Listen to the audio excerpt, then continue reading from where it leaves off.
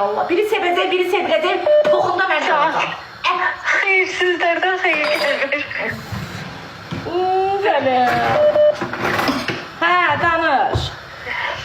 Ləmoş, mən bacımla danışmaq istəyirəm.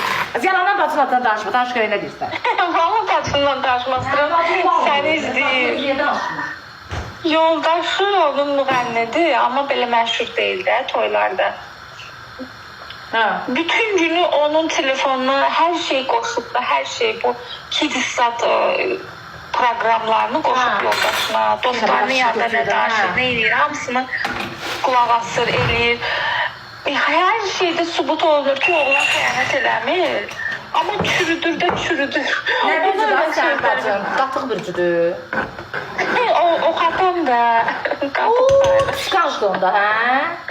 Hə, çox O qısqanc. xatanlar qısqanc olur, mən bilmirdim. Psikopat dərəcəsində. Deyir ki, ola bilməz ki, bu mənə xəyanət eləmir. Keçdi də, başlayacaq. Deyə qoyacaq hep oyununa.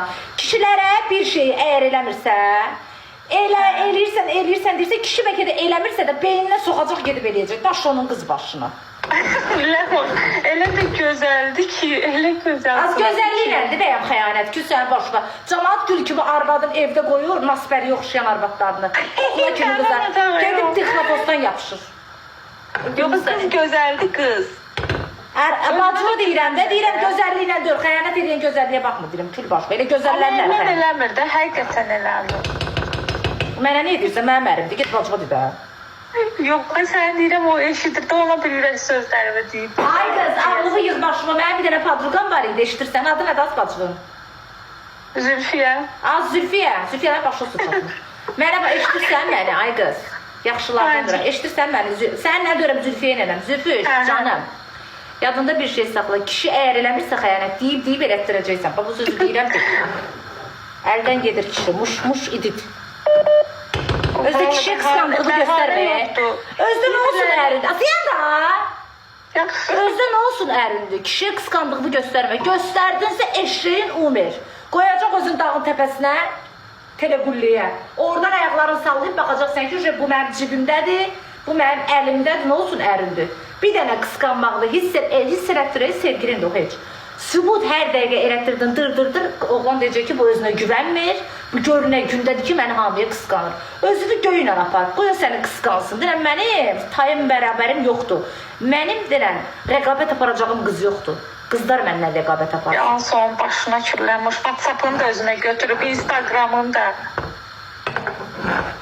Mən oxşuyum, mənə. Görün, məndə qısqançlıq hissi var. Yox, sadə insan, sadə.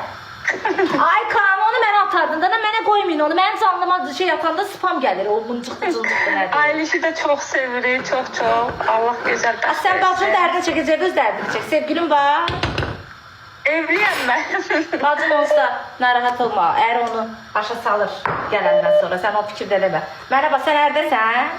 Hə, ərdəyəm mən. Məşallah, iki bacı ikisi də bəxti yaxşı gətirib. Sən Allah oğlu ilə getmişsiniz bizimdir. Yox, Şəxsiyə yaz. Sənin ərin nə bürcüdür? Mənim qız bürcüdür, fəlakətdir. Lap yaxşı canım. Xoşbəxtsən heç olmasa. Yaxşıyam, şükür, yaxşıyam. Necə davranır sənə? Yaxşıdır. Biraz soyuqdur, amma soyuq elə yoxdur, xarakteri yoxdur. Soyuqdur, yəqin qışda dünyaya gəlir də. Sentyabrın qışında, qarında. Sevir ama səni. Hə, sevib evlənmişik. Ucu 15 ildə evlənmişik. Nə 15 il? Sən neçə yaşın var? Mən sənə yaşıdım da. Neçə yaşında evlənsən? Bacı, nə olub ki, ortada qaldı oynayır. İkimiz də balacaydıq, tez evləndik. Mənim 19, onun da 22 yaşı. İndi 12 yaşında oğlumuz var. Biraz hələ gec oldu.